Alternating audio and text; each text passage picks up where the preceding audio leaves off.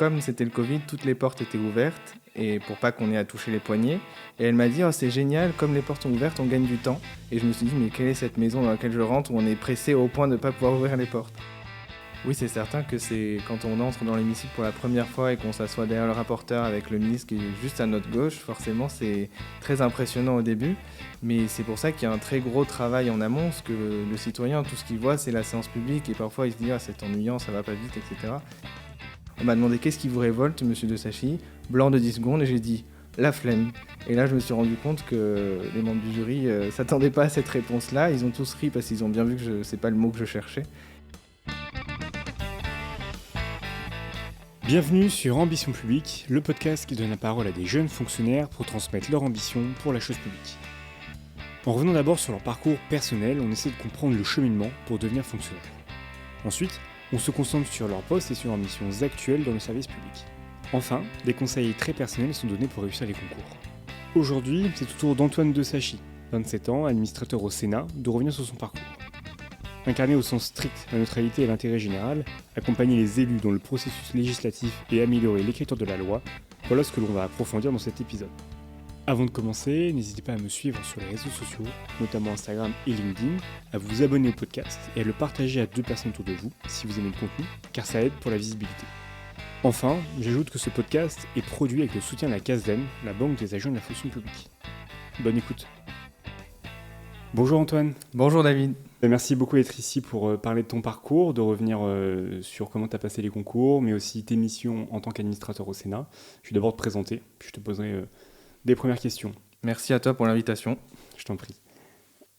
Antoine de Sachy, tu es né en novembre 1996 à Charenton-le-Pont, en banlieue parisienne, mais tu as passé ton enfance dans le Tarn.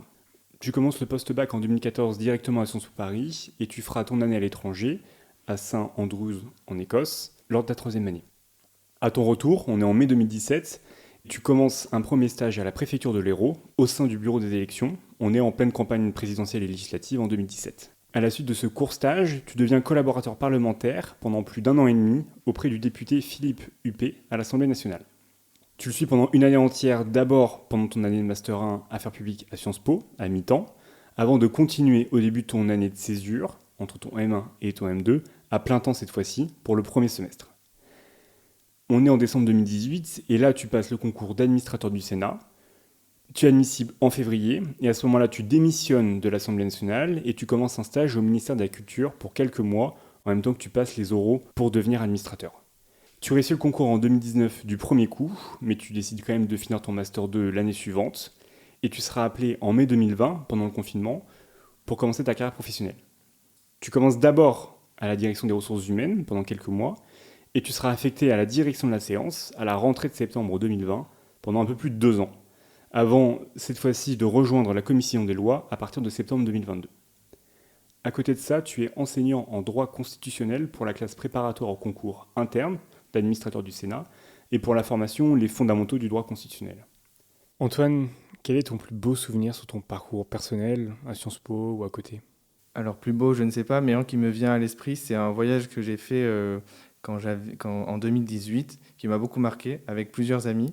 Parce que de façon générale, je suis quelqu'un qui est plutôt dans la maîtrise, qui est très organisé. Et là, j'ai décidé de me laisser porter. Et j'ai accepté de faire ce voyage en stop, ce qui est quelque chose que je ne fais jamais d'habitude. Et donc, nous avons fait le tour d'Israël et de la Palestine en stop. Et c'était une expérience vraiment très enrichissante puisque c'était totalement immersif et nous avons rencontré toutes les strates possibles de la société israélienne et de la société palestinienne.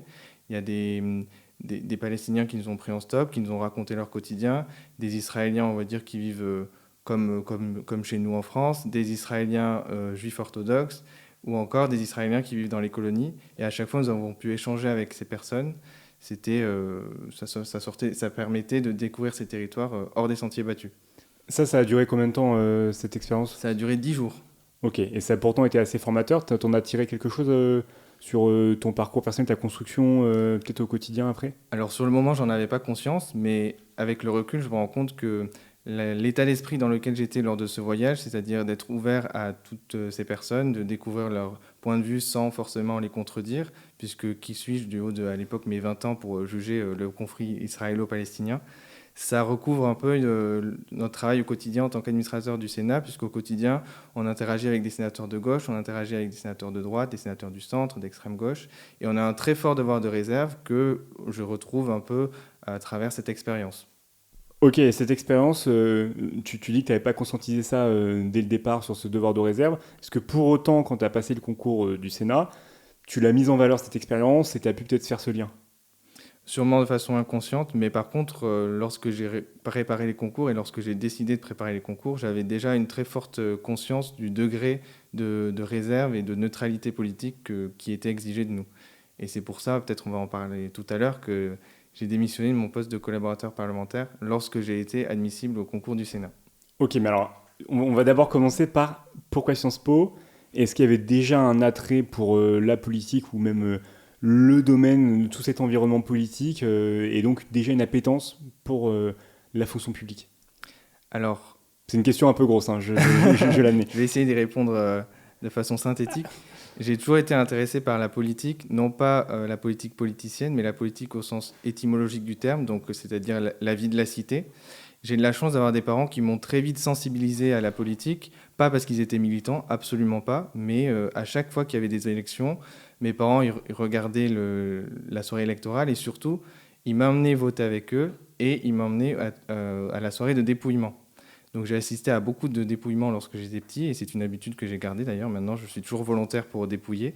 Donc déjà, dès 8-9 ans, je savais ce que c'était les opérations de vote et ça a forgé un intérêt profond pour la vie démocratique qui m'a suivi tout au long de ma scolarité. Donc au risque de paraître très prétentieux, quand j'étais collégien, je disais que je voulais être député. Bon, maintenant j'en ris parce que j'ai pas du tout envie de faire de la politique en tant qu'homme politique.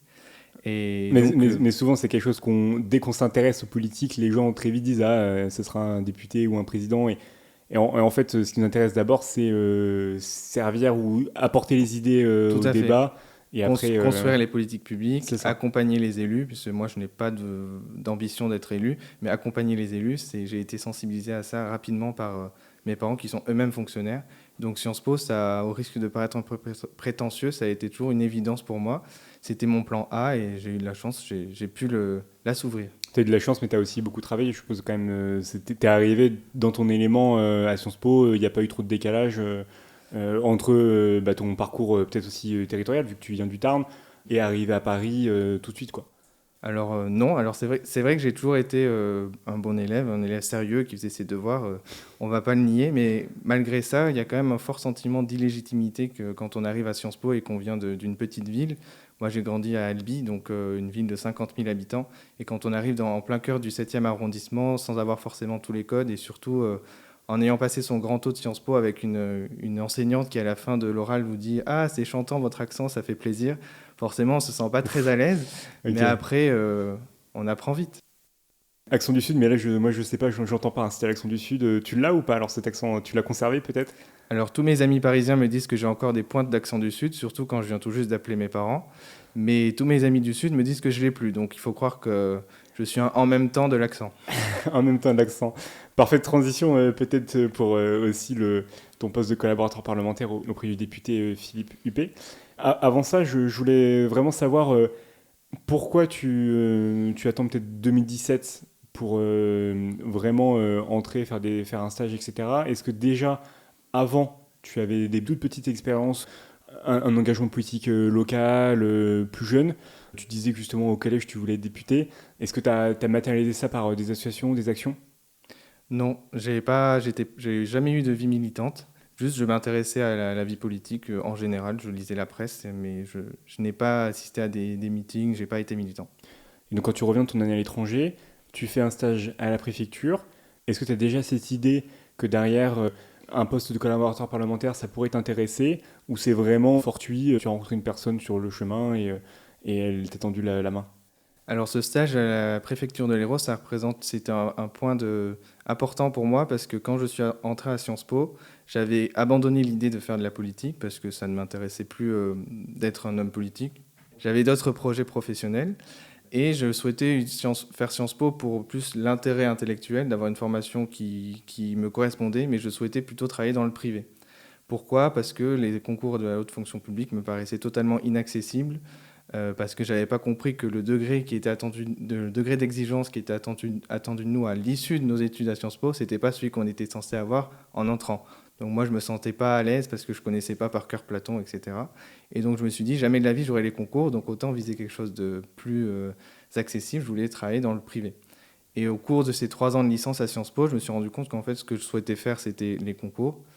Et donc, dont acte, je veux faire un stage en préfecture pour découvrir la préfectorale. Enfin, oui, les concours, mais la fonction publique de manière Oui, générale plutôt.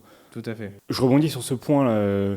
Quand on arrive en première année à Sciences Po ou même à l'université et qu'on se dit je voudrais passer les concours, mais en même temps les épreuves sont tellement difficiles que j'y arriverai pas. Mais c'est normal. Oui, mais moi j'avais 17 ans, j'avais Oui, pas ce recul à l'époque là. bien sûr, mais c'est pour préciser que même de regarder les meilleures copies, par exemple, des concours, ça a un côté peut-être intéressant pour voir les ovnis que sont ces meilleures copies, mais en soi, c'est pas ce niveau-là qui est attendu pour être admissible puis après admis au concours. C'est un niveau qui est un petit peu en dessous, et c'est au terme de ces 3 ans, puis après M1, M2, prépa concours, qu'on peut vraiment s'évaluer et se dire ok, est-ce que je suis prêt, est-ce que je suis pas prêt, mais il faut pas se brider en fait. Et donc ce passage de 2 mois à la préfecture, c'est une sorte de révélation, une confirmation. Alors, j'y suis allé parce que je m'intéressais depuis tout petit à la vie politique. Donc, c'est quoi de mieux que d'aller au bureau des élections lors des élections? Ça m'a permis de découvrir le fonctionnement administratif d'une élection. Donc, sur ça, c'était très intéressant. Et par hasard, lors de ce stage, j'ai rencontré, enfin non, pas par hasard, du coup, j'ai rencontré tous les candidats à l'élection parce que, bon, on le sait peut-être pas, mais lorsqu'on se présente à une élection législative, on est obligé d'aller en préfecture pour déposer en personne tous les papiers. Et mes maîtres de stage m'ont dit, Antoine, si tu veux, tu peux accueillir tel candidat, tel candidat. Et donc j'ai sympathisé avec l'un des candidats qui a été élu. Et lorsqu'il est revenu à la préfecture une fois son élection acquise, il m'a proposé, non, plus précisément, je suis allé le voir pour le féliciter et il m'a dit qu'il cherchait des collaborateurs. Donc moi, je lui ai donné une lettre de motivation dans l'espoir d'être pris en stage. Et il s'avère que lorsque je l'ai retrouvé en septembre pour la rentrée, c'est un contrat de travail, un CDI qui m'a tendu et non pas une convention de stage. Donc c'est comme ça qu'a commencé notre collaboration. Et donc tu arrives en Master 1, tu te dis oui, je vais peut-être avoir un mi-temps ou un stage à côté de mes études pour gagner peut-être aussi un peu d'argent, d'expérience, mais rester sur un plein temps études.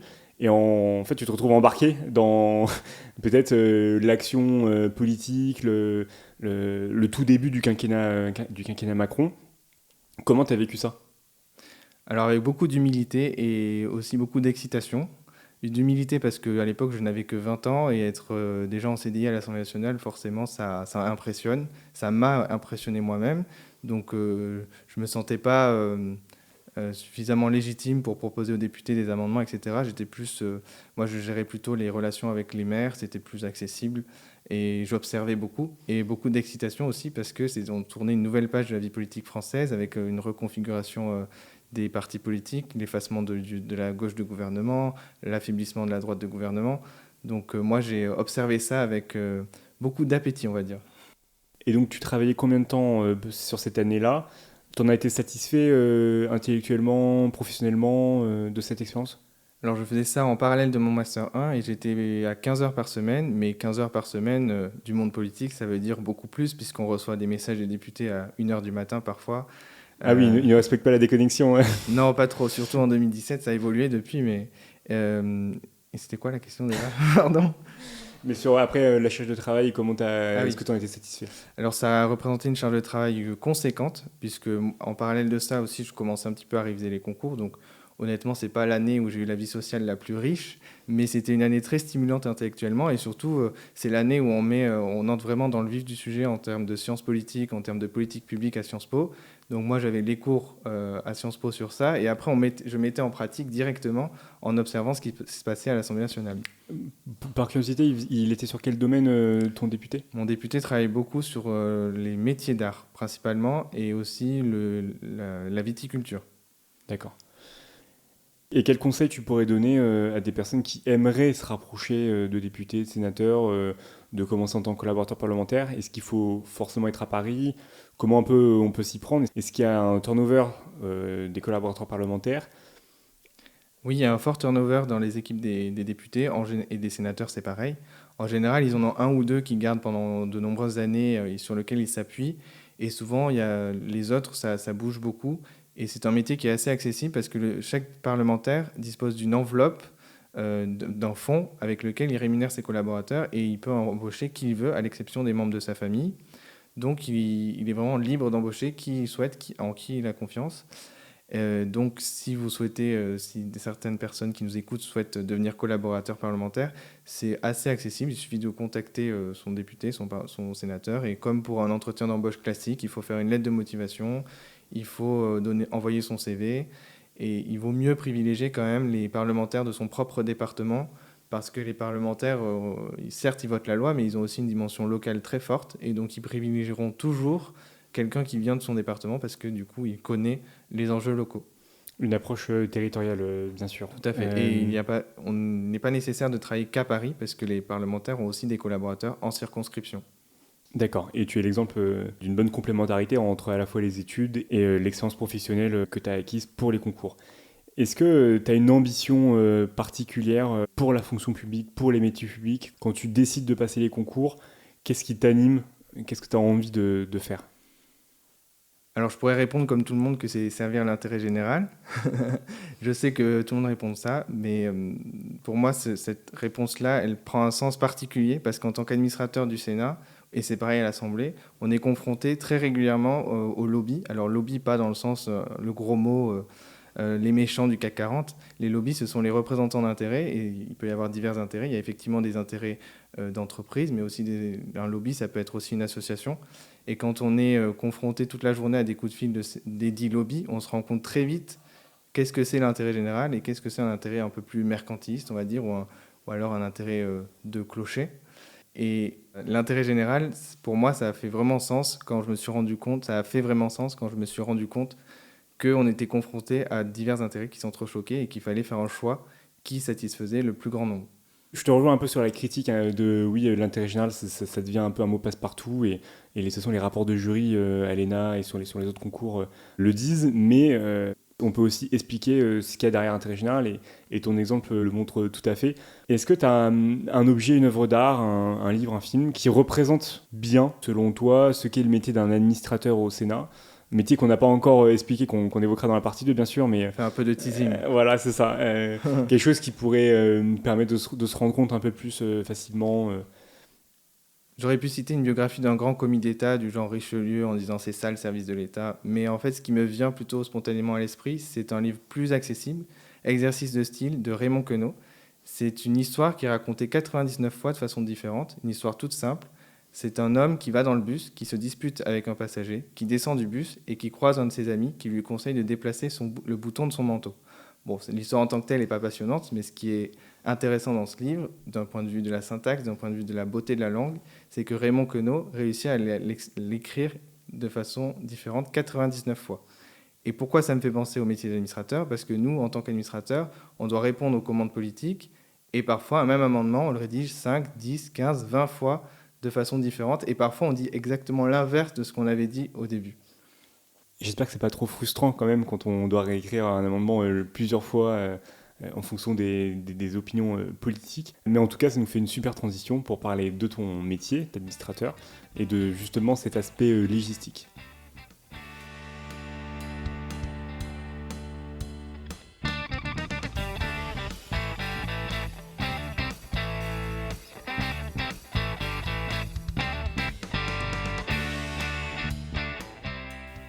Antoine, tu réussis le concours en 2019 et tu rentres donc en 2020 pendant le confinement. Tu commences d'abord à la direction des ressources humaines quelques temps, puis tu es affecté à la direction de la séance en septembre 2020.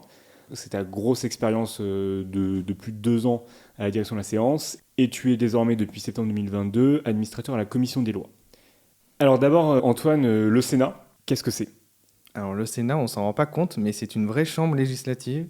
C'est-à-dire que pour qu'une loi soit promulguée, à l'exception des lois financières, il faut qu'elle soit adoptée à la virgule près, de façon identique, par l'Assemblée nationale comme par le Sénat. La seule différence majeure, c'est que les sénateurs ne peuvent pas renverser le gouvernement, mais sinon les sénateurs disposent des mêmes prérogatives que les députés, donc c'est une chambre importante, même si elle n'est pas peu connue. Et nous, en tant qu'administrateurs, nous accompagnons les sénateurs pour faire en sorte que la loi qu'ils votent soit de bonne qualité. Très bien, merci pour ce rappel qui, effectivement, je me demandais si voilà, le Sénat, est-ce qu'on doit le définir ou pas, mais ça fait toujours du bien aussi de rappeler un petit peu les termes.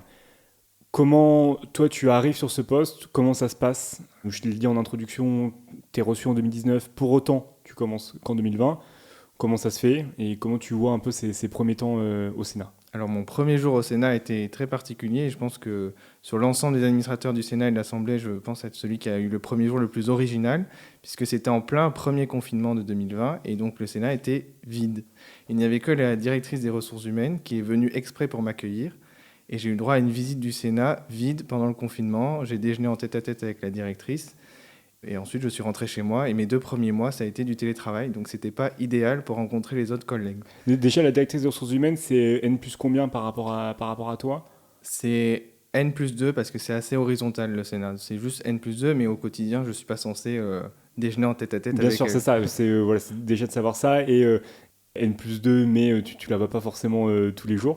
Et en plus, visiter le Sénat quand c'était vide, donc elle t'a présenté les bureaux et elle a dit voilà, bon, normalement, il y a cette personne-là, mais elle n'est pas là parce qu'elle est en télétravail. C'est un petit peu Globalement, ça. c'était à peu près ça. Et je me souviens qu'elle m'a dit quelque chose qui m'a marqué, puisque comme c'était le Covid, toutes les portes étaient ouvertes, et pour pas qu'on ait à toucher les poignets. Et elle m'a dit, oh, c'est génial, comme les portes sont ouvertes, on gagne du temps. Et je me suis dit, mais quelle est cette maison dans laquelle je rentre où on est pressé au point de ne pas pouvoir ouvrir les portes? D'accord. Euh, et c'est vrai, est-ce qu'on est pressé au Sénat, ça avance vite? Ah, les rythmes législatifs, ça avance vite en effet, et parfois on doit rédiger des amendements au dernier moment, c'est parfois assez intense. Mais on ouvre les portes. Oui, sinon on se les prend. Mais pourquoi, par contre, ce décalage entre 2019 et 2020? Comment ça se fait qu'il y avait autant de retard? Alors au Sénat, c'est assez fréquent, c'est-à-dire que comme ça coûte cher à l'administration d'organiser un concours, ils font des listes complémentaires de façon à pouvoir pourvoir aux postes vacants pendant en général 2 ans. Et moi, j'étais sur la liste complémentaire, ce qui m'a permis de terminer mon M2 et de rejoindre le Sénat après mon M2, donc en mai 2020. D'accord. Et sur les affectations, donc c'est les ressources humaines qui décident de ton premier poste. Tout à fait. On ne choisit pas le premier poste. Donc moi, j'ai fait quelques mois au RH de façon exceptionnelle, mais sinon, mon premier vrai poste, c'était la direction de la séance, et plus précisément la division des lois et de la légistique. Mais ce n'est pas un poste que j'ai choisi. C'est quoi la direction de la séance? La direction de la séance, c'est la direction qui s'occupe de l'organisation de la séance publique. Donc il faut savoir qu'un texte de loi, pour qu'il soit adopté, il est d'abord discuté en commission et ensuite en séance publique. La séance publique, c'est la partie la plus médiatique. C'est celle qu'on voit parfois à la télé où les sénateurs sont dans l'hémicycle et votent le texte. Sauf qu'il y a des règles de procédure, des règles de légistique. La légistique, ce sont les conventions d'écriture de la loi qu'il faut respecter. Et pour ça, il y a donc un service qui organise le déroulement de la séance publique. Donc tu as la direction de la séance sur la légistique. Est-ce qu'il y a d'autres équipes, d'autres bureaux qui travaillent aussi à la séance, mais pas sur l'écriture de la loi? Tout à fait. Alors, il y a 3 divisions au sein de cette direction. Il y a une division qui s'occupe de l'organisation des questions d'actualité au gouvernement et des questions écrites. Il y a une division qui est la plus connue, c'est la division de la séance. Eux, c'est ceux qu'on voit quand vous regardez des vidéos du Sénat. Ils sont assis à côté du président de séance et ils l'aident. Ils sont, on va dire, la mémoire en termes de droit parlementaire. C'est eux qui lui murmurent à l'oreille en lui disant telle personne a la parole, telle personne a utilisé son temps de parole, et ils connaissent par cœur le règlement intérieur du Sénat. Et ensuite, il y a la division des lois et de la légistique, celle à laquelle j'appartenais, qui s'occupe principalement de la qualité rédactionnelle et juridique de la loi. Notre travail au quotidien, c'était de lire chaque texte de loi et de vérifier qu'il respectait les conventions d'écriture de la loi. La légistique, c'est compliqué. Est-ce que c'est un document, je sais pas, de 400 pages qui explique qu'on utilise le présent, qu'on utilise de telle manière les références au texte? Donc, Alors, comment toi, tu as vécu ça en fait quand tu arrives en septembre 2020 à la direction de la séance sur la légistique? Est-ce que le coût d'entrée était élevé? la légistique, ce n'est pas du droit en tant que tel, et donc c'est pas inné. C'est pas si difficile que ça, mais c'est quelque chose qu'on n'apprend pas à Sciences Po, et c'est aussi la plus-value des administrateurs du Sénat et de l'Assemblée nationale, c'est que contrairement aux administrations centrales, au gouvernement, nous, on a une compétence en légistique beaucoup plus marquée, ce qui fait que souvent, on toilette un petit peu, y compris les amendements du gouvernement. Et la légistique, moi, j'ai appris ça sur le tas, mais comme je faisais ça au quotidien, c'est rentré assez vite. Tu parles des agents de l'administration centrale ou du gouvernement parce qu'ils déposent les projets de loi Oui, et donc c'est eux qui font un premier jet sur l'écriture des articles et c'est retoiletté par les élus, mais entre les élus et le projet de loi, il y a toi Il y a et la tes division des camarades. lois, soit de l'Assemblée, soit du Sénat, qui fait un travail de re-rédaction, non pas pour changer le fond, évidemment que non, ça c'est le législateur qui peut changer le fond, mais pour vérifier que sur la forme, les règles de légistique sont respectées, et c'est important parce qu'une fois qu'une loi est adoptée, il y a des petites mains humaines qui s'appellent la DILA, la Direction de l'information légale et administrative, qui va, ce qu'on appelle, consolider la loi, donc elle va prendre l'ordre du législateur et l'intégrer dans le droit en vigueur. Et si l'ordre est mal rédigé ou est peu clair, forcément, ça veut dire que la petite personne qui consolide la loi va devoir faire un choix elle-même. En cas d'ambiguïté, elle choisit elle-même. Donc le rôle des deux divisions des lois de l'Assemblée et du Sénat, c'est de faire en sorte qu'il n'y ait aucune ambiguïté dans la loi pour que la consolidation coule de source. Est-ce que tu as un exemple de tournure où on pourrait se dire mais c'est clair, ça coule de source, mais pour autant, non, en fait, légistiquement, il faut reprendre. Alors par exemple, en termes de légistique, on n'a pas le droit de dire dans un texte de loi l'alinéa précédent s'applique pour telle chose. Pourquoi ? Parce que si jamais on insère un alinéa juste avant, l'alinéa précédent, on ne sait plus lequel c'est.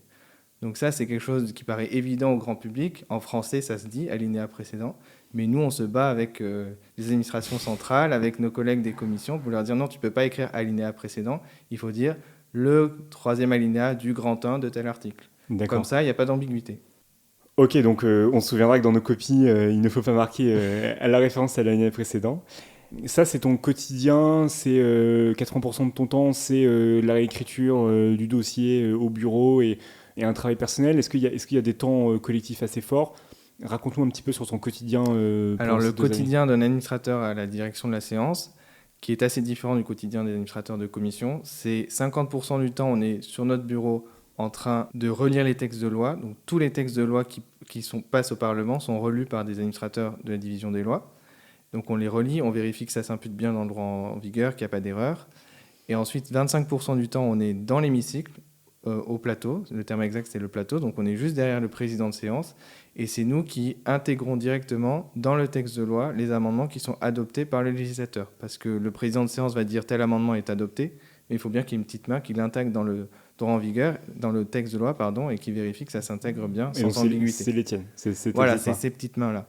Et ensuite, le 25% du temps restant, c'est un travail de relecture, parce qu'il y a vraiment une volonté d'éviter toute erreur, et c'est déjà arrivé que le président dise qu'un amendement est adopté, mais qu'en fait on ne l'a pas intégré ou on l'a mal intégré. Donc le lendemain, l'administrateur qui n'était pas au plateau, qui n'était pas dans l'hémicycle, relit ce qu'a fait l'administrateur qui était Au plateau. au plateau. Et ça prend 25% du temps. C'est marrant cet aspect d'éviter toute coquille dans le texte, mais quand j'ai révisé les concours, par exemple, il y a une faute d'accord à l'article 16 de la Constitution, et donc on peut se dire, mais la Constitution, pour autant, elle est lue, elle est étudiée, elle est maîtrisée par beaucoup de personnes, et il y a une coquille sur une faute d'accord lorsque les institutions sont menacées, donc qui est écrit ES et non EES. Donc c'est rassurant que sur les lois aujourd'hui, il n'y a pas de coquille. En tout cas, vous êtes là pour l'éviter, quoi. Notre rôle, c'est de l'éviter, mais malheureusement, il y en a quand même qui nous échappent. Bien sûr. Au-delà de ton quotidien et donc de tes missions en tant qu'administrateur, j'aimerais juste qu'on revienne sur qu'est-ce que fait un administrateur, qu'est-ce que fait un administrateur adjoint, parce que c'est quand même 2 concours différents, A plus. Quelle est cette nuance ? Alors les administrateurs adjoints, c'est vrai que c'est un terme un peu trompeur parce que contrairement à ce que leur nom indique, ce ne sont pas les adjoints des administrateurs, mais c'est un cadre à part qui a ses propres missions. Donc ils ne secondent pas les administrateurs. Et il y a 2 types de rôles. Soit les administrateurs adjoints sont affectés en commission. Et là, dans ce cas-là, leur travail principal, c'est l'organisation des réunions plénières des commissions, c'est-à-dire lorsque l'ensemble des membres des commissions se réunissent, c'est eux qui en sont chargés. Et aussi, c'est eux qui montent le texte de commission. Donc, monter un texte, ça veut dire intégrer tous les amendements. Donc ça, c'est au stade de la commission. Ce sont les administrateurs adjoints qui le font. Il faut donc qu'ils aient des compétences en légistique assez marquées. Mais sinon, le gros du travail d'un administrateur adjoint, du moins au Sénat, c'est surtout un travail dans les services administratifs du Sénat, où là, il gère des équipes, il gère le quotidien de l'administration. Alors qu'un administrateur, il va plus être sur le fond et sur l'interaction avec les élus ? Tout à fait. Les administrateurs, donc soit ils sont aussi en administratif, et dans ce cas-là, ce sont eux qui encadrent les équipes. Mais sinon, le cœur du métier d'un administrateur, c'est le législatif. Donc c'est soit la direction de la séance, ce que j'ai déjà exposé précédemment, soit le travail de commission. Et ça, c'est vraiment l'essentiel du métier. Et le travail de commission consiste à apporter conseil et expertise aux sénateurs, mais en tant qu'institution. Donc nous ne sommes pas des collaborateurs parlementaires, nous avons passé un concours et nous avons un devoir de réserve qui fait qu'on ne prend pas position politiquement et on n'accompagne pas le sénateur dans ses choix politiques. Et ça, c'est quelque chose que tu fais depuis septembre 2022 à la commission des lois. Vous êtes combien d'administrateurs pour cette commission des lois? Combien d'administrateurs adjoints? Il y a combien de sénateurs dans cette commission? Qu'on se rende un peu compte des ordres de grandeur, parce que est-ce que c'est un administrateur pour 3 élus ou est-ce que c'est quand même plus diffus? Alors, ce n'est pas un ratio comme ça. Chaque administrateur a ce qu'on appelle un portefeuille de politique publique. Moi, par exemple, j'ai la sécurité civile, le droit de la commande publique, le droit administratif, le droit rural et le droit de la propriété des personnes publiques. Assez Donc, dense, ce n'est quand pas même. un ratio en termes de sénateurs. Et par ailleurs, il y a 51 sénateurs dans la commission des lois, la commission dans laquelle je travaille. Et dès qu'il y a soit un texte de loi, soit un travail de contrôle, parce que le Parlement ne fait pas que voter la loi, il contrôle aussi l'action du gouvernement. Dès qu'il y a un texte de loi, un travail de contrôle sur ces secteurs-là, c'est moi qui m'en charge, c'est moi qui accompagne ce qu'on appelle le rapporteur. Donc un rapporteur, c'est le sénateur qui est désigné par ses pairs pour instruire le texte. Il va orienter leur vote en leur conseillant s'il faut adopter ou pas des amendements. Il va rédiger lui-même des amendements pour améliorer le texte et il rédige un rapport qui après permet à la jurisprudence de mieux comprendre quelle était la volonté du législateur. Et nous, en tant qu'administrateurs, on accompagne le rapporteur dès qu'il y a un sujet qui touche notre portefeuille. Il y a un seul administrateur en charge de la commande publique, ou est-ce que tes portefeuilles se recoupent sur certains sujets et donc ça constitue des binômes? Non, je suis tout seul sur la commande publique, mais par contre, il y a certains portefeuilles qui sont plus importants. Je pense par exemple à mes voisins de bureau qui ont le portefeuille sécurité, donc ils s'occupent de la gendarmerie et de la police. Et là, ils sont deux pour s'en occuper parce que les textes de loi sont plus fréquents et en général, ils sont plus gros que les textes de loi sur la sécurité civile ou sur la commande publique. Et donc ça veut dire que quand il y a un texte de loi qui passe sur la commande publique, toi tu es mobilisé, et c'est là où tu dois répondre au pied levé et être assez disponible tout un week-end, la nuit. Tout à fait. Donc ça, c'est un point saillant du métier, c'est qu'on exige de nous une très forte disponibilité, premièrement, et deuxièmement, on a très peu de visibilité. Parce qu'autant les très gros projets de loi du gouvernement, on a beaucoup de visibilité parce qu'ils sont annoncés en amont, ils sont présentés en Conseil d'État avant, donc on peut s'organiser. Autant il y a beaucoup de petites propositions de loi qui nous tombent dessus, pour le dire un peu trivialement, et qu'on n'avait pas anticipé, donc il faut se tenir prêt à tout moment. Et une fois qu'on est sur un texte de loi, comme les délais sont assez restreints, comme le gouvernement engage tout le temps la procédure accélérée, ce qu'on appelle la procédure accélérée. C'est quel article cette procédure accélérée et c'est quoi la différence avec la procédure normale? Alors c'est l'article 45 de la Constitution, et lorsque le gouvernement invoque la procédure accélérée, ça signifie qu'il n'y a qu'une seule lecture par chambre, et ensuite on réunit la commission mixte paritaire. C'est une commission dans laquelle se réunissent 7 sénateurs et 7 députés, lors de laquelle ils se mettent d'accord sur un texte. Et dans le cadre de la procédure accélérée, le délai de 6 semaines qui est exigé entre le dépôt d'un texte de loi et son examen n'est pas tenu. Et aussi sur la procédure normale, c'est un aller-retour deux fois passage à l'Assemblée nationale, 2 fois au Sénat, avant la commission mixte paritaire. Voilà, sauf que la réunion d'une commission mixte paritaire, c'est une faculté qui est aux mains du Premier ministre, donc on peut imaginer théoriquement que la navette continue infiniment. On voit toute l'expertise du constitutionnel justement sur ces règles qui sont parfois un peu obscures, mais qui sont bien sûr maîtrisées par l'administration qui vient le rappeler aux élus. Quel est ton quotidien au sein de la commission des lois, ta charge de travail, la diversité de tes dossiers? Alors c'est un quotidien qui est sensiblement différent, puisque là, contrairement à la direction de la séance où on s'occupe purement de la forme, du bon déroulement de la séance publique, là on fait vraiment du fond, dans le sens où on va décortiquer un texte de loi, non pas par rapport à la légistique, mais par rapport à ses conséquences directes sur la vie des concitoyens, sur les objectifs politiques qu'il détermine. Et donc au quotidien, comment ça se passe sur un texte de loi? Je vais plutôt dire de façon hebdomadaire comment ça se passe dans la semaine. Donc on va d'abord rédiger une note de cadrage pour le rapporteur. Une note de cadrage, c'est une note qui explique au rapporteur quels sont les enjeux du texte, qu'est-ce que le texte fait. Et l'objectif, c'est de se détacher de l'exposé des motifs, parce que ce soit une proposition de loi parlementaire ou que ce soit un projet de loi, dans l'exposé des motifs, l'auteur du texte va dire que c'est très bien. Et nous, déjà, on fait une première analyse pour vérifier si l'exposé des motifs colle avec le dispositif juridique. Donc, ça prend beaucoup de temps à analyser. On propose au rapporteur ensuite une série d'auditions, puisque ni le sénateur ni l'administrateur n'a la science infuse sur les sujets. Donc, on essaie d'écouter toutes les parties prenantes sur le texte. Ensuite, ont lieu les auditions, pour lesquelles on prépare au rapporteur des questionnaires, pour qu'il ait des questions Toutes faites. Alors, des questions pertinentes à poser, parce qu'ils n'ont pas tous la compétence juridique derrière. Et une fois qu'on a fait les auditions, avec le rapporteur, on détermine la ligne politique que la commission va prendre sur ce texte. L'administrateur rédige les amendements du rapporteur. L'administrateur rédige le rapport au nom du rapporteur, mais évidemment en respectant les consignes politiques qui sont données par le rapporteur. Et ensuite a lieu ce qu'on appelle le dépôt des amendements. Et nous, l'administrateur, on va proposer au rapporteur des avis sur ces amendements. On leur prépare aussi une analyse juridique sur chaque amendement. Donc parfois, ça prend beaucoup de temps quand il y a 2000 amendements sur un texte, comme ça Ah oui, arrive d'accord. Sur chaque parfois. amendement, il faut que tu fasses Il faut un 3-4 commentaire. phrases, un commentaire. Voilà. Et plus l'amendement est important politiquement, plus il faut un commentaire long, puisqu'il faut que le rapporteur puisse répondre à tous les arguments qui sont donnés. Parce que tu lui donnes ces éléments-là, et ensuite il va en commission, et là il y a le dialogue, Il y a le débat politique. qui commence. Et toi, tu peux plus intervenir, c'est trop Alors, tard. nous, on est toujours placé à côté du rapporteur, et donc on est là pour lui glisser des petits papiers, lui murmurer à l'oreille pour qu'il D'accord. puisse répondre aux arguments. L'homme qui murmurait à aussi, l'oreille on- des élus. C'est ça. Et on prépare ce qu'on appelle les interventions, donc les discours des rapporteurs. Et on refait exactement la même chose pour la séance publique. On commente à nouveau les amendements qui sont déposés. En général, il y en a plus en séance publique qu'en commission. On prépare au rapporteur son intervention.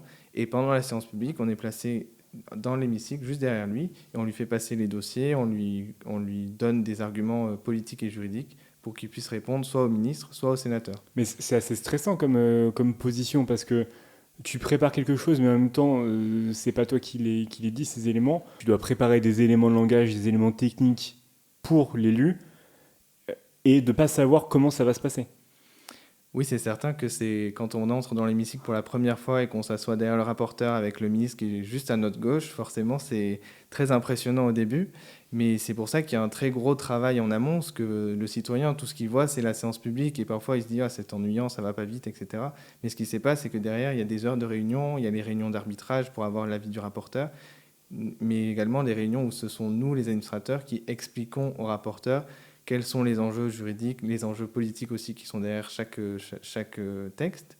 Et il y a aussi des réunions aussi de négociation en amont avec le cabinet du ministre pour essayer parfois de désarmer le débat ou du moins d'être d'accord sur les éléments techniques et de laisser les éléments politiques ouverts au débat. Et est-ce que ton supérieur hiérarchique aussi, il relit ce que tu as fait, ce que tu as préparé pour l'élu, ou tu es un petit peu laissé en autonomie? Alors, on a un assez fort degré d'autonomie. Il n'assiste pas aux réunions avec les sénateurs, tout simplement parce que c'est matériellement pas possible. À la commission des lois, nous sommes 12 administrateurs et en fait, notre rythme hebdomadaire, c'est des réunions tout le temps avec les rapporteurs. Donc, évidemment, il ne peut pas assister à toutes les réunions, il nous fait confiance. Mais par contre, il relit tous les rapports et il est présent tout le temps dans l'hémicycle et en commission pour nous assister pendant l'examen des textes de loi. D'accord. Et ce genre de poste, un peu plus de direction, de management d'équipe, c'est à combien d'années après ton admission au concours? À peu près une quinzaine d'années après l'admission, on peut avoir des postes à responsabilité comme ça. Mais D'accord. normalement, les 15 premières années, on fait d'abord plusieurs années en commission, on fait aussi des années en service administratif. Et une fois qu'on a fait les deux, on peut prétendre à des postes à responsabilité. Ce qui permet d'être certain que tous les supérieurs hiérarchiques au Sénat ont vu les deux aspects du travail d'un administrateur. D'accord. Et tu fais un petit peu de management quand même à ton niveau? Alors nous sommes assistés d'une équipe d'un secrétariat et nous pouvons nous appuyer sur des administrateurs adjoints, mais nous ne sommes pas leurs supérieurs hiérarchiques. D'accord. Donc je ne fais pas de management au quotidien. Ok. Est-ce qu'il y a une distinction fondamentale entre l'Assemblée nationale et le Sénat sur le quotidien en poste, en commission? Alors sur le papier, non, c'est le même métier, c'est quasiment le même concours, c'est même le même concours, mais au quotidien, il y a deux grosses différences. La première, c'est que la charge de travail à l'Assemblée nationale est un peu plus importante parce que comme il y a plus d'élus, il y a plus d'amendements et les délais sont souvent un peu plus contraints que chez nous. Mais Mais il n'y a pas plus d'agents. Il y a pas plus d'agents. Si, ils sont un petit peu plus nombreux, mais pas proportionnellement plus nombreux. D'accord. Mais par contre, le gros avantage qu'on a au Sénat, c'est qu'on peut développer une expertise et un conseil beaucoup plus indépendant vis-à-vis de nos sénateurs, parce que, par définition, à l'Assemblée, la majorité à l'Assemblée est alignée sur le gouvernement. Et donc le gouvernement s'appuie beaucoup sur les administrateurs de l'Assemblée et sur les rapporteurs à l'Assemblée pour faire passer leur propre analyse. Tandis que nous, au Sénat, on a plus de recul sur ce que propose le gouvernement, sans avoir de jugement de valeur, bien évidemment, mais ça nous permet d'apporter à notre rapporteur une expertise qui est plus indépendante, parce qu'on est moins soumis à la pression qui est exercée par les cabinets ministériels. Et ça, c'est quelque chose qu'à titre personnel, j'apprécie beaucoup. Est-ce que vous partez un petit peu à l'étranger? Il y a notamment des sénateurs qui sont présidents de groupes d'amitié franco, mettez n'importe quel pays derrière. Est-ce que les administrateurs sont associés à ce genre d'initiative? Tout à fait. Chaque groupe d'amitié parlementaire est présidé par un parlementaire, évidemment, mais il y a un secrétaire exécutif qui est un administrateur ou un administrateur adjoint. Et dès qu'il y a un voyage qui est fait dans ce cadre, le secrétaire exécutif accompagne les parlementaires. Mais nous sommes aussi amenés parfois à voyager dans le cadre de l'examen des textes, enfin non pas dans le cadre de l'examen des textes de loi, mais dans le cadre des travaux de contrôle. Ça arrive aussi qu'on voyage. Par exemple, moi j'ai participé à une mission d'information sur les fonds marins et il y a eu un déplacement qui a été fait en Norvège. Ok, donc tu as pu partir en Norvège, je pense que c'était quand même assez sympa. Il y a une question moi, qui me vient sur ton approche de la politique, du politique, avant les concours, quand à la fois tu étais peut-être plus jeune au collège, mais aussi quand tu es devenu collaborateur parlementaire, et aujourd'hui, après 2-3 ans d'expérience en tant qu'administrateur, est-ce que ton regard sur la démocratie a changé? Oui, mon regard a bien évidemment changé puisque déjà maintenant je connais les êtres humains que sont les élus et on a tendance un peu à oublier dans le débat public que nos élus sont des êtres humains. On a tendance un peu à croire qu'ils sont au-dessus de tout, qu'ils ont des privilèges indus et en fait on se rend compte que la plupart sont comme monsieur et madame tout le monde. Et le fait de se rendre compte de ça, ça a renforcé mon attachement à la démocratie représentative puisque ça a renforcé, ça donne plus de sens à mon vote. Si je vote pour des gens qui sont des êtres humains avant tout, qui ont besoin de s'appuyer sur leurs collaborateurs pour avoir leur avis juridique sur la question, qui font des erreurs comme tout le monde, ça montre que c'est important de voter aussi. Ça, c'est le deuxième point. En travaillant au Parlement, je me rends compte du décalage qu'il y a parfois avec certains de mes amis qui sont politisés, pas dans le sens où ils sont militants, mais parce qu'ils ont des convictions qu'ils défendent lorsqu'on en parle entre nous. Et quand je leur demande, mais est-ce que tu t'es déplacé, est-ce que tu es allé voter, ils me disent non. Et ça, plus je connais le fonctionnement du Parlement, plus c'est une cause pour laquelle je veux m'engager et donc faire découvrir à tout le monde ce qu'est la démocratie représentative pour essayer de les motiver à voter à chaque fois que c'est possible, même si ce n'est pas pour les mêmes opinions que moi. Au-delà du vote, c'est aussi quand avant la commission, vous recevez différents représentants de groupes d'intérêt, ces fameux lobbyistes, comme tu disais tout à l'heure, vous vous imprégnez un petit peu des avis différents, et donc vous restez quand même connecté à ce qui peut se dire sur les sujets sur lesquels les sénateurs sont amenés à voter. Où est-ce que tu te vois dans 10 ans? A priori au Sénat, puisque normalement la carrière de l'administrateur du Sénat est censée se faire intégralement au Sénat. Alors après, évidemment, c'est pas une prison. Si j'en ai marre, je peux partir, bien évidemment. Mais c'est une carrière qui est pensée comme une carrière de long terme, et ça correspond plutôt à mon état d'esprit.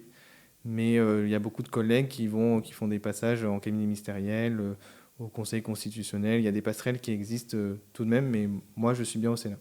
Tu es bien au Sénat et je pense qu'on va pouvoir basculer sur la partie 3 pour expliquer comment on rejoint cette institution.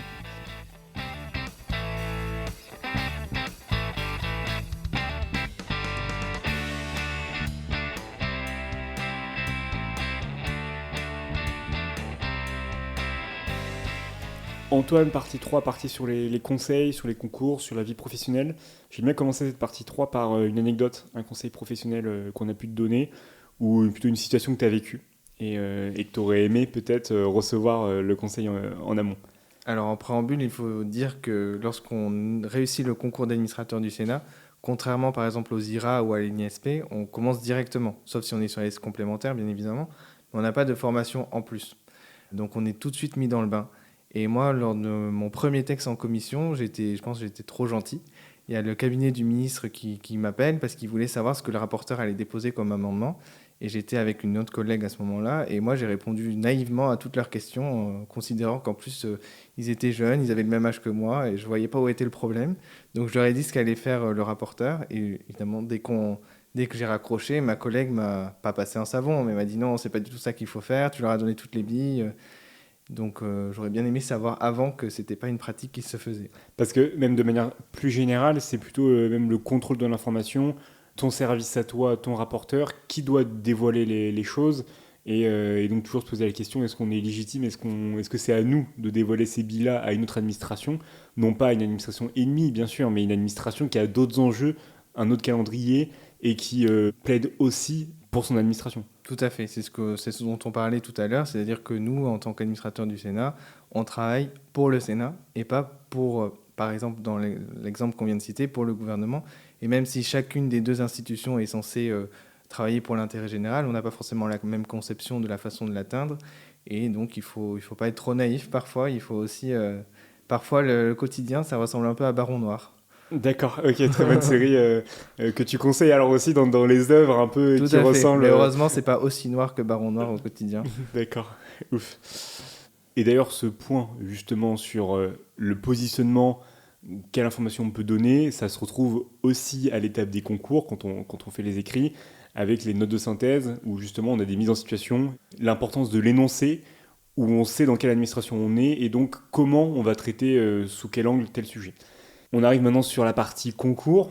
Comment on fait, Antoine, quand on passe le concours pour la première fois pour le réussir? Dis-nous un peu tous tes secrets. Alors, il y a un secret qui n'en est pas un, c'est que déjà, ça demande beaucoup de rigueur, ça c'est certain. Moi, je travaillais en parallèle de la préparation du concours, donc j'étais à temps plein à l'Assemblée nationale, et je me levais très tôt le matin pour réviser avant d'aller au travail, et en revenant du travail, je révisais à nouveau. Donc ça, toutes les personnes qui nous écoutent et qui souhaitent passer les concours de la haute fonction publique, malheureusement, il n'y a pas de secret, ça demande beaucoup de détermination, beaucoup de rigueur. Mais sinon, un conseil en parallèle est peut-être un petit peu moins original, un petit peu plus original, pardon, c'est qu'il faut certes avoir des connaissances techniques à démontrer dans les dissertations et à l'oral, mais un point peut-être que certains candidats ont tendance à oublier, et j'ai pu le voir en faisant passer des euros blancs, c'est qu'il faut aussi montrer son intérêt pour le poste, y compris à l'écrit. Et notamment dans le cadre des concours du Parlement, que ce soit l'Assemblée nationale ou le Sénat, certains candidats ont peut-être tendance à oublier que certes, il faut avoir des connaissances en économie politique, en droit constitutionnel, mais il faut toujours essayer de le raccrocher au travail du Parlement. Donc par exemple, sur l'économie politique, ça signifie citer, dès qu'on en a en tête, des travaux du Parlement sur le sujet en question, et pas citer seulement les grands économistes mondiaux. Un autre exemple, c'est pour le grand O.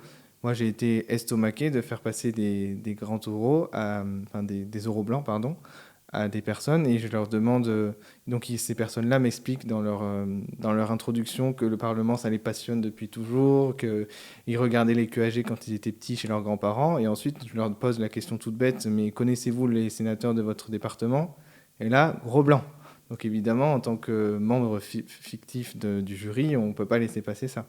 Donc le conseil d'ensemble, ce serait que lorsque vous préparez les concours, il faut évidemment consacrer 90% du temps sur l'acquisition des connaissances, mais il faut aussi consacrer une partie du temps, peut-être pas 10%, mais enfin chacun fait comme il veut, sur l'intérêt pour le poste, de façon à pouvoir citer des anecdotes, citer des éléments qui montrent qu'on s'intéresse aussi à la vie de l'institution qu'on vise. S'acculturer à cette ambiance des chambres parlementaires, l'Assemblée nationale et le Voilà, Sénat. exactement.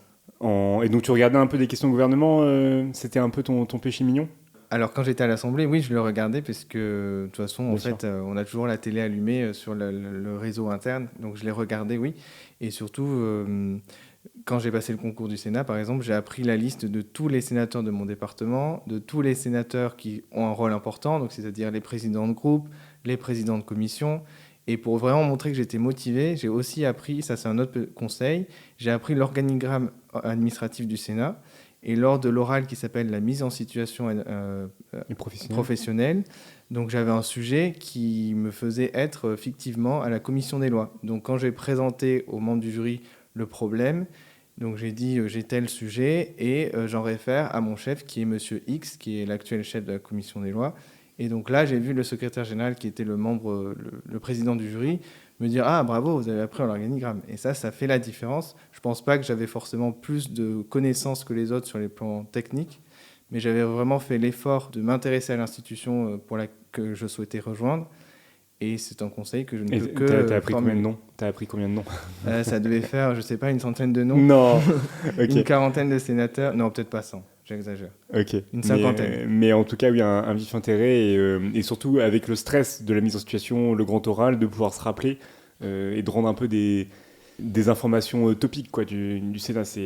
Voilà, et il ne faut pas oublier aussi pour les personnes qui nous écoutent que lors d'un oral, les membres du jury, en particulier pour le concours de l'Assemblée et le concours du Sénat, ce sont aussi nos futurs collègues. Donc en fait, l'aspect sympathie et l'aspect humain comptent énormément. Comment ça s'organise ce grand oral? Il y a un exposé de culture générale aussi? Alors au Sénat, ce sont 2 oraux. Il y a d'abord un oral de mise en situation professionnelle où on tire un sujet au sort. On a 1 minute pour se l'approprier devant tout le monde, donc c'est un peu stressant. Et ensuite, pendant 19 minutes, d'abord on dévoile la réponse qu'on donne à ce problème de nature professionnelle. Et ensuite, les membres du jury posent des questions qui, en général, plus l'oral avance, plus ce sont des questions un peu absurdes qui ne risquent sûrement de ne jamais arriver dans la vraie vie. Mais c'est pour voir si on a les bons réflexes. Et ensuite, il y a un deuxième oral qui a lieu en général 2 jours après. C'est le fameux grand O. Et au Sénat, c'est vraiment un oral juste de motivation. On dispose de 2 minutes pour se présenter. Et ensuite, les membres du jury posent des questions à droite, à gauche, qui n'ont pas forcément de lien entre elles, mais qui servent surtout à déterminer si le candidat est motivé et connaît la vie de l'institution. Ça dure combien de temps? Et il y a combien les membres du jury? Il y a 15 personnes? Ils sont 10. 10, d'accord. Ils sont 10, ils sont placés en U et nous, on est en plein milieu. Donc c'est un peu angoissant au début, mais une fois qu'on est lancé, souvent on fait abstraction. D'accord. Et ça dure combien de temps? Ça dure 30 minutes, le grand O. Ok, donc assez long, et je pense qu'on est bien content quand au bout des 30 minutes le chrono sonne, Oui, tout à fait. de pouvoir sortir de la salle.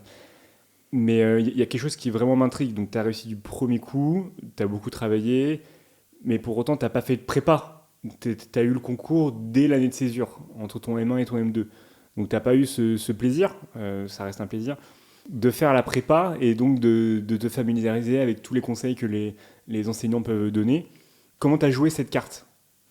Alors j'ai quand même cherché, malgré l'absence de prépa, à me renseigner, puisque je connaissais, de par mon réseau familial et de par les rencontres que j'ai pu faire au cours de mes divers stages, je connaissais quand même pas mal de hauts fonctionnaires qui m'ont donné beaucoup de conseils et que j'ai essayé d'appliquer. Et ensuite, comme je travaillais à l'Assemblée nationale comme collaborateur, j'avais une bonne connaissance du fonctionnement du Parlement qui m'a certainement beaucoup aidé et qui a sûrement expliqué le fait que j'ai pu réussir le concours sans prépa.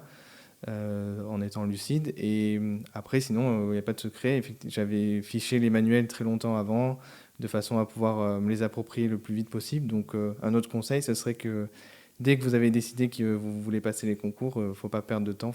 Plus on s'y met en avance, plus on aura le temps de s'approprier toutes les connaissances. D'accord, il y a un côté peut-être inédit, pas de formatage, tu y allais vraiment de manière honnête et tu dévoilais ton avis personnel. Oui, peut-être que la raison pour laquelle aussi j'ai été admis du premier coup, c'est que j'étais moins formaté que tous ceux qui sortaient de prépa, peut-être, je ne peux pas le savoir à 100%, mais je me rends compte avec le recul, en ayant fait passer ensuite des oraux blancs, que j'avais fait certaines boulettes lors de mes oraux, et peut-être que le capital sympathie a joué, j'imagine que c'est ça. C'est quoi une boulette pour toi Par exemple, on m'a demandé quelque chose qui me révoltait. Et moi, je cherchais mes mots, je cherchais je voulais dire que c'était... justement, je recherche mes mots encore à nouveau. C'était le fait de ne pas s'investir, pas s'engager. C'est quelque chose que je n'aime pas trop. Après, le terme révolté était trop fort. Mais donc, je cherchais mes mots pendant 10 secondes. Au bout de 10 secondes, je me suis dit, bon, il faut que tu dises quelque chose. Et ce qui me sortait par la tête, c'est la flemme. Du coup, on m'a demandé, qu'est-ce qui vous révolte, monsieur de Sachy? Blanc de 10 secondes. Et j'ai dit, la flemme. Et là, je me suis rendu compte que les membres du jury ne s'attendaient pas à cette réponse-là. Ils ont tous ri parce qu'ils ont bien vu que ce n'est pas le mot que je cherchais. Et après, j'ai développé en disant non, en fait, c'est l'indifférence politique. Et là, je suis passé à autre chose. D'accord, tu as su rebondir la bonne pirouette. Voilà. Bon, tu as peut-être perdu des points techniques, mais tu as gagné des points sympathiques, quoi. J'espère.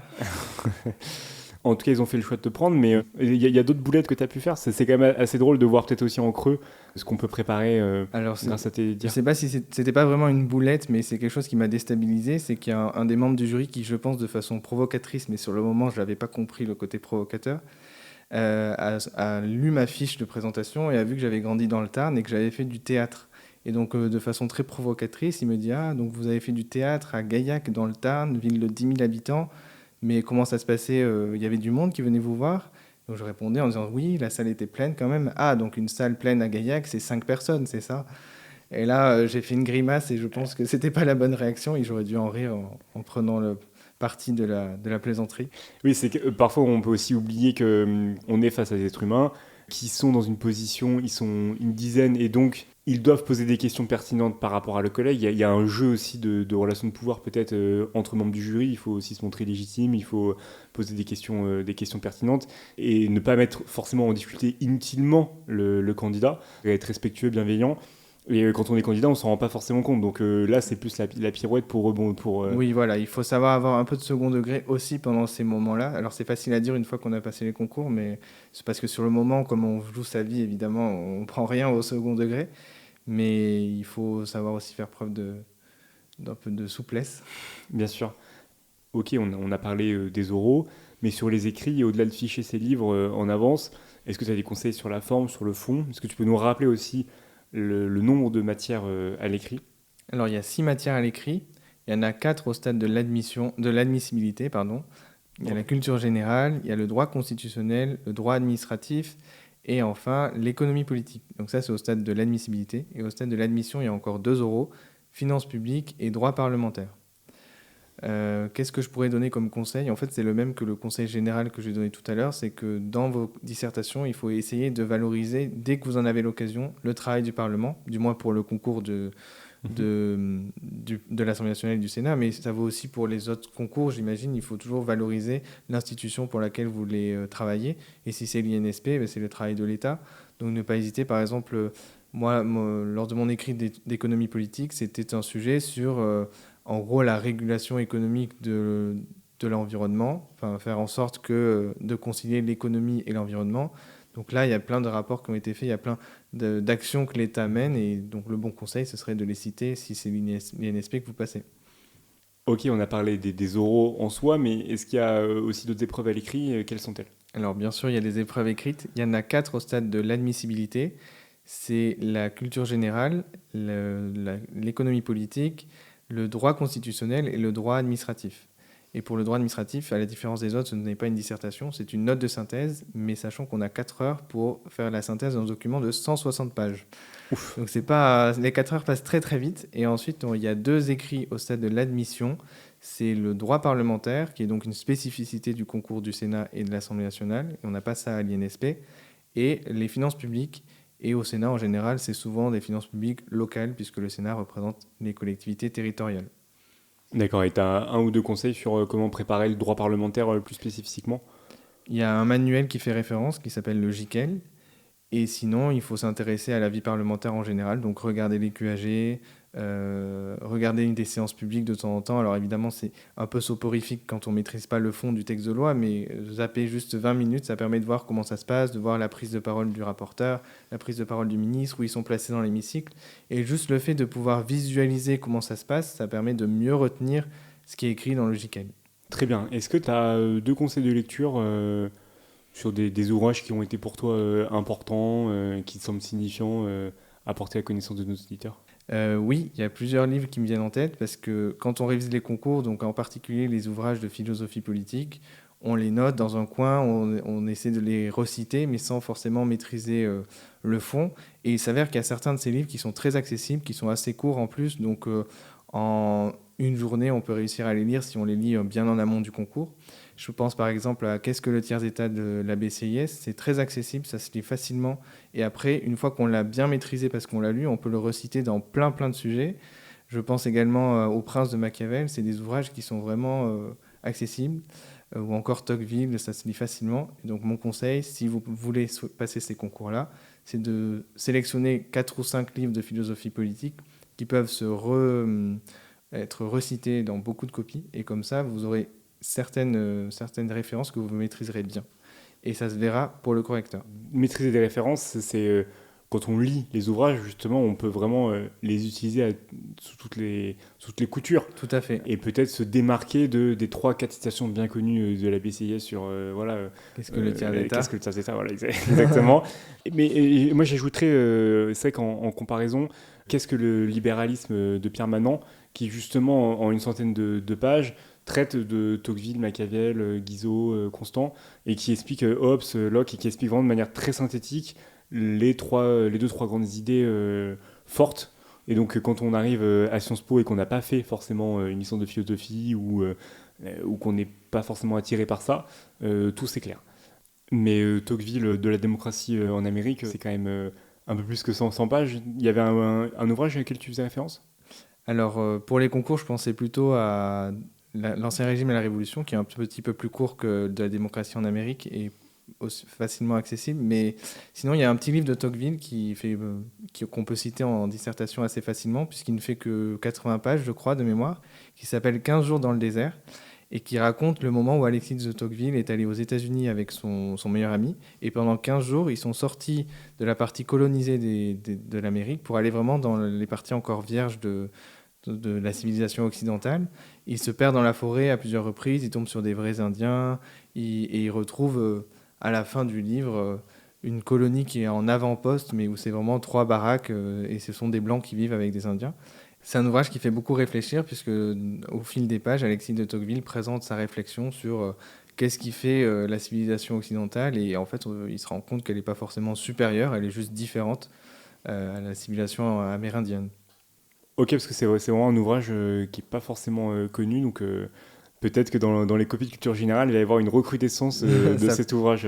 peut-être, ça permettra de se démarquer. Très bien. On arrive à la fin de l'épisode. Est-ce que tu as un dernier mot pour nos auditeurs? Alors déjà, bon courage pour préparer les concours, et surtout, ne vous censurez pas. Moi, j'ai réussi un concours où j'y suis allé un peu comme ça, et ça a fonctionné, donc il n'y a pas de raison que je sois le seul. Ne vous censurez pas, ne vous fermez aucune porte, et bon courage. Merci pour eux. Merci à toi pour ton temps. Si vous avez aimé ce podcast, n'hésitez pas à le partager autour de vous, à le liker et à activer la cloche pour rester au courant des nouveaux épisodes. Aussi, vous pouvez retrouver plus d'informations sur les réseaux sociaux et me soutenir pour continuer à produire des épisodes en donnant sur la page Tipeee d'Ambition Publique. Toutes les informations sont dans la description. Enfin, et surtout, n'oubliez pas, votre ambition pour la fonction publique ne fait que s'enrichir. Donc continuez à vous renseigner et je vous dis à bientôt pour un nouvel épisode.